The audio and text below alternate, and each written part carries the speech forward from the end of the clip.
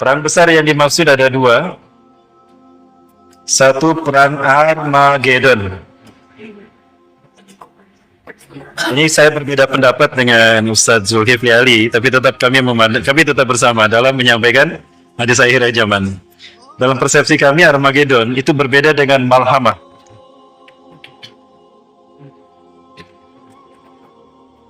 Apa bedanya? Armageddon ini masih menggunakan teknologi. Perang nuklir masih terjadi. Nuklir digunakan di sini. Adapun Malhamatul Kubra itu sudah tidak ada teknologi. Ya, karena teknologi sudah hilang dari muka bumi, Bapak Ibu. Di mana perang saat ini hanya menggunakan kemampuan fisik. Ya, kemampuan fisik. Kita, umat Islam akan berperang menggunakan pedang, tombak, kuda, panah. Apalagi, Pak? Yang manual begitulah. Ya, pisau dapur, apalagi garpu sama sendok mungkin ya. Teknologi sudah tidak ada. Nah, berbeda karena di sini ada satu peristiwa di mana bumi akan kehilangan semua energinya. Baik Bapak Ibu, apakah saya harus membahas ini? Bahas saja. Ini menyimpang dari tema tidak? Sedikit. Mau dibahas ini Bapak Ibu?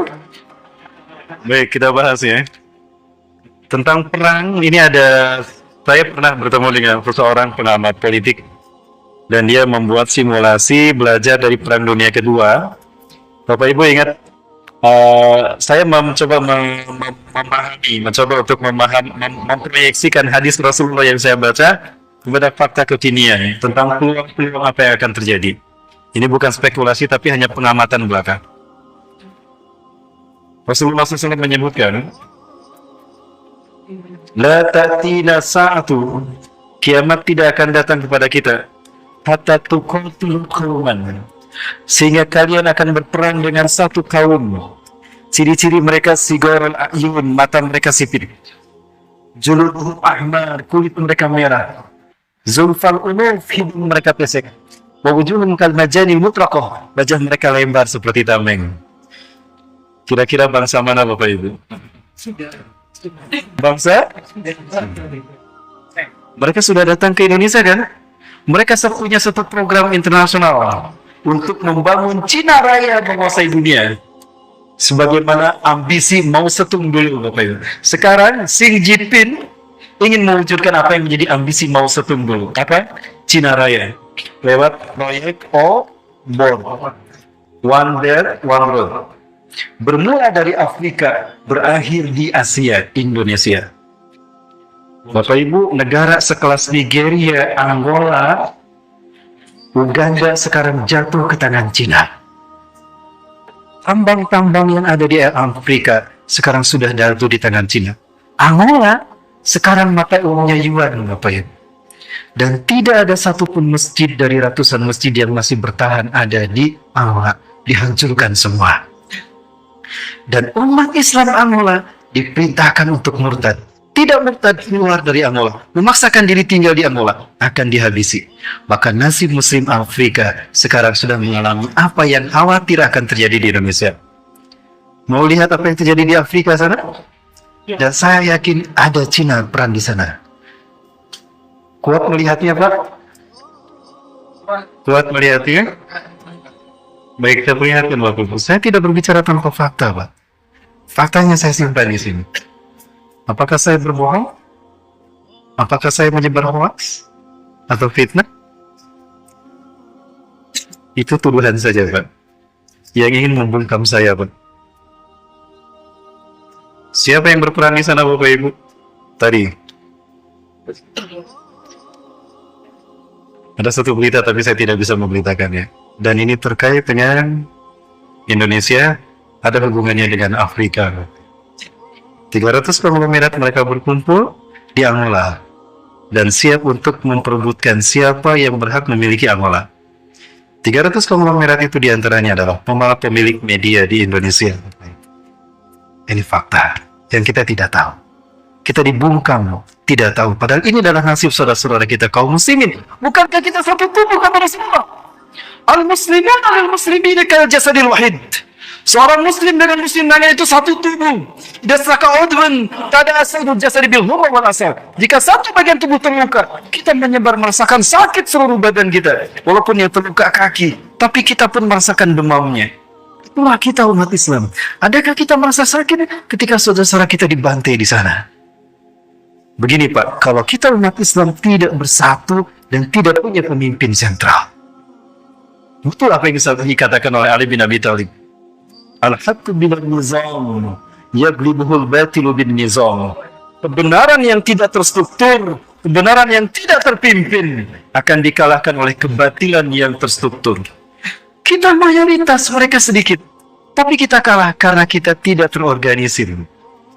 Strategi mereka divide, dipecah belah, et impera, lalu dikuasai. Ini strategi mereka menghancurkan Islam sejak Turki Utsmani.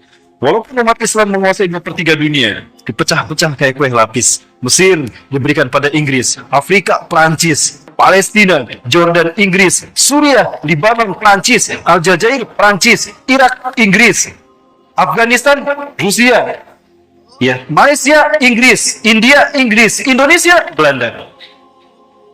Dipecah-pecah kita kayak kue lapis, Bapak Ibu. Inilah nasib umat Islam ketika mereka meninggalkan Quran dan Sunnah. Nasibnya seperti itu. Baik Eropa pun sama, Pak. Obor telah merambah ke Eropa. Amerika adalah negara yang nyaris akan menjadi negara pertama dengan hutang terbesar ke Cina. Namun ternyata ada satu negara yang merangsek menyusul Amerika untuk menjadi negara penghutang terbesar kepada Cina. Siapa? Dan sekarang sudah merambah ke Asia. Dan kunci untuk kemenangan Cina di Asia adalah Indonesia, Pak. Amerika, Prancis, Inggris tidak mau itu terjadi. Maka mereka mengirimkan angkatan militer mereka ke Selat Malaka, ke Aceh, Pak. Ada yang dapat informasi kalau angkatan militer mereka sedang berada di Aceh, Pak. Tujuannya apa? Menguasai Selat Malaka agar tidak jatuh ke Cina. Karena kalau Cina menguasai Selat Malaka, sudah Pak, dunia ada dalam genggaman Cina. Terbukti apa yang Rasul sabdakan. Kiamat tidak akan datang kepada kalian sampai kalian berperang dengan satu kaum. Sigar ayun, mata mereka sipit. Jumaduhum ahmar, kulit mereka merah. Zumfal unu, hidung mereka pesek. Maksudnya kita apa? Kalau Rasulullah kan mancung, kita disebutnya pesek sama Rasulullah. Karena orang Cina sekarang hidungnya hampir sama dengan kita kan. Dan wajah mereka lebar seperti tameng. Artinya, bangsa kita akan menjadi tempat di mana terjadinya perang dunia ketiga, Asia Pasifik. Ini yang akan memicu kebangkitan umat Islam Indonesia, Pak. Ketika itu semua hadir di tanah Indonesia. Bapak Ibu mati Allah, jangan khawatir. Saya mendengar saudara-saudara kami yang di Timur Tengah sana mengatakan, ya Indonesia, intahdusul ma'raka fi biladikum fangtazil hudurana. Hai Muslim Indonesia, jika perang terjadi di negara kalian, maka kami mujahidin dunia akan datang membantu kalian. Insyaallah, Bapak Ibu. Saya tidak mendengar dari orang lain, saya mendengar sendiri, Bapak Ibu. Ya. Ini Indonesia. Apakah ini akan menjadi peluang di mana Indonesia akan bangkit memimpin dunia? Allahu a'lam bishawab. Tapi saya berharap itu. Ya. Apakah Rasulullah pernah menyebutkan Indonesia? Rasulullah tidak pernah menyebut Indonesia, tapi Rasulullah pernah menyebutkan merah putih dalam hadisnya. Ya, pernah mendengar hadis merah putih, Pak? Belum, Pak?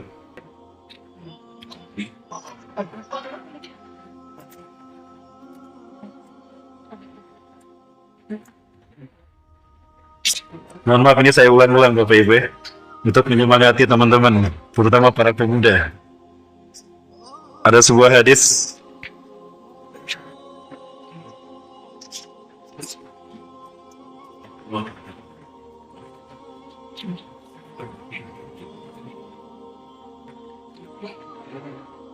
Anna Sauban hadasahu, bahwasanya Sauban bercerita annahu sami'a Rasulullah sallallahu alaihi wasallam yaqul, bahwa dia mendengar Rasulullah bersabda, inna rabbi zawaliyal arda, sesungguhnya Tuhanku melipatkan bumi ini untukku. Bapak Ibu, bumi yang tadinya bulat dibikin datar sehingga Rasulullah melihat kekayaannya terbentang dari timur hingga ke barat. Berarti bumi ini datar apa bulat? Sekali lagi Rasulullah mengatakan, inna rabbi zawaliyal arda, sesungguhnya Allah Tuhanku melipatkan bumi ini untukku. Itu masyarakat wa maghriba, sehingga kekayaannya terbentang dari timur hingga ke barat dunia. Berarti bumi sebelumnya bulat apa datar? Bulat. Mana yang benar, bulat apa datar? Bulat. Sepakat bulat? Ada flat earth society di sini? Ya. Kalau itu masih di bawah apa sehingga aku melihat kekayaannya terbentang dari timur hingga ke barat dunia. Wa'atani al-kanzaini, dan Allah memberikan dua pusaka kepadaku. Al-ahmar wal abyad, pusaka merah dan pusaka putih. Wa anna ummati, dan sesungguhnya umatku saya kembali di akhir zaman Akan menguasai, akan sampai kekuasaannya mazawaliya minha, dari barat hingga, dari timur hingga ke barat dunia. Artinya Bapak Ibu, insya Allah umat Islam akan kembali memimpin dunia dari timur hingga ke barat. Dan Rasulullah menyebutkan kebangkitan Islam dari timur hingga ke barat ini terkait dengan dua pusaka. Gini apa gini Pak? Duanya Pak? Sama aja Pak ya? Sama aja ya? Dua pusaka, pusaka merah dan pusaka putih. Saya penasaran, ingin tahu bagaimana pendapat para ulama Timur Tengah terkait dengan ini. Ini saya Alia Kepala Basi, beliau adalah ketua MUI-nya Palestina, ketua Rabita Ulama Palestina. Sehabis sholat subuh berjamaah, saya keluar dari pintu yang sama ternyata. Beliau masih ingat sama saya ketika saya belajar tentang sejarah Palestina pada beliau. Ini dosen saya, Pak. Oh, kamu ada di sini? Saya pimpin jemaah umrah Syekh.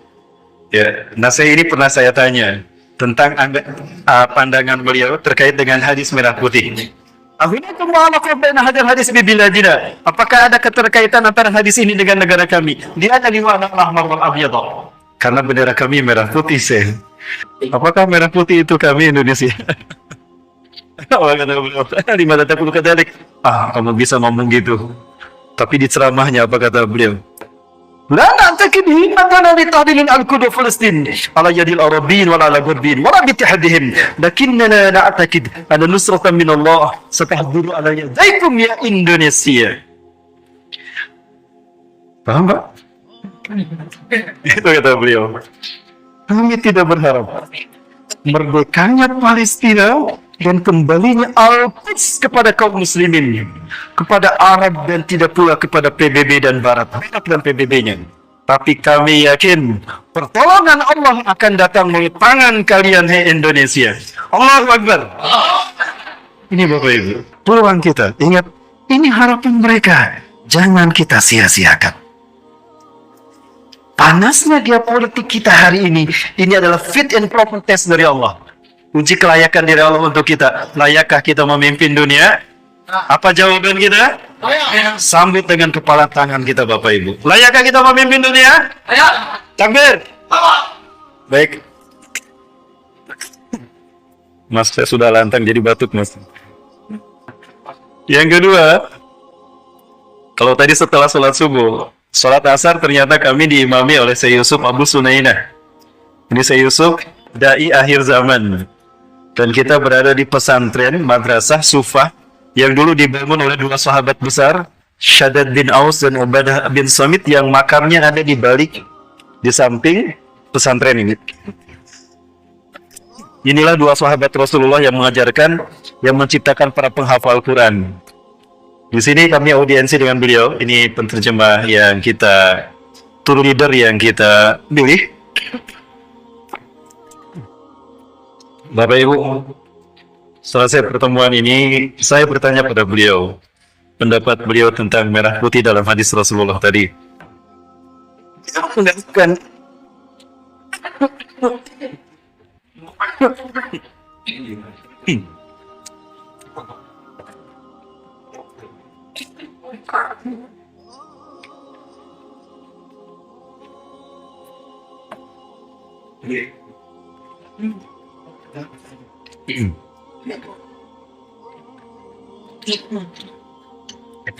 Kami tanya pandangan beliau tentang Indonesia, tentang merah putih itu. Apakah ada kaitannya dengan Indonesia? Beliau menjawab, "Hunaka katsirun min ma'ani hadzal hadis." Di sana ada banyak arti dari merah putih dalam hadis ini. Lakin a'taqid ihda minhunna anta ya Indonesia, antum ya Indonesia. Ada banyak arti dari merah putih dalam hadis ini. Tapi saya yakin salah satu dari arti merah putih ini adalah kalian Indonesia. Bapak Ibu, ini orang kedua yang berbicara begitu. Kemudian yang ketiga, ini Dr. Abu Bakar Al-Awawi, Wakil Ketua Rabitah Ulama Palestina. Beliau matanya menjadi buta karena setiap hari disiksa oleh Israel ketika di penjara. Beliau pernah datang dan mengimami kami sholat terawih di Jogokarian, Mbak. Ya. Kepada beliau kita bertanya juga tentang hadis merah putih ini. Apa tanggapan beliau? Ala kulli biladil muslimin alladzina yaqbaluna al-islam dinahum. Dari semua negara yang menerima Islam sebagai agamanya. Antum ya Indonesia lam yakhtarakumullah liqiyami hadzal din. Dari semua negara yang menerima Islam sebagai agamanya, tinggal kalian Indonesia yang belum Allah pilih untuk memimpin kebangkitan dunia. Turki sudah, Mesir sudah, Afrika sudah, Arab, Komor sudah, ya, Eropa dulu ada Andalusia. Mana yang belum? Indonesia, Pak, yang belum. Apakah ini syarat Islam Indonesia akan bangkit? Saya yakin, Bapak Ibu. Kapan? Satu periode lagi, misalnya. Dan baik, artinya di 5 tahun ini kita akan mengalami masa-masa sulit, Bapak Ibu. Bukan hanya sulitnya kita untuk survive menghadapi dahsyatnya, kerasnya alam saat itu, tapi kita juga akan menghadapi panasnya geopolitik, terutama dua perang besar, Armageddon dan Malhamatul Kubra. Terkait dengan Armageddon, Rasulullah tidak pernah menyebutkan Armageddon, tetapi Rasulullah pernah menyebutkan perang Ahzab, di mana dalam perang Ahzab ini bersekutu semua membentuk 80 persekutuan manusia, bangsa. Yataharrafuna tahta samanina royah. Mereka akan bergerak di bawah 80 bendera, artinya 80 negara. Walikuli royatin, dan setiap bendera membawahi 12.000 pasukan. Isna asyara alaf junudan. Artinya ada 1 juta barat, pasukan barat Eropa, multinasional Eropa akan menyerang umat Islam. Di mana? Di Suriah. Kenapa harus di Suriah? Skenario-nya begitu, Bapak Ibu. Jadi pada saat itu Turki akan jatuh ke tangan Eropa. Dan umat Islam akan berhadapan dengan mereka. Tapi itu Malhamatul Kubra. Sebelumnya ada yang Rasulullah sebutkan Al-Ahzab, yaitu perang nuklir. Nah, dalam perang nuklir ini umat Islam masih bersatu dengan Barat. Antum satastasrikuna di Bani Asfar. Kalian akan bersekutu dengan Bani Rum, Bani Asfar yang berkulit bule. Tuqatiluna aduwwan min waraikum, merangi musuh yang ada di belakang mereka. Asumsi kami, para ahli hadis mengatakan itu yang dimaksud adalah Persia, Iran, Israel, dan Rusia, Bang.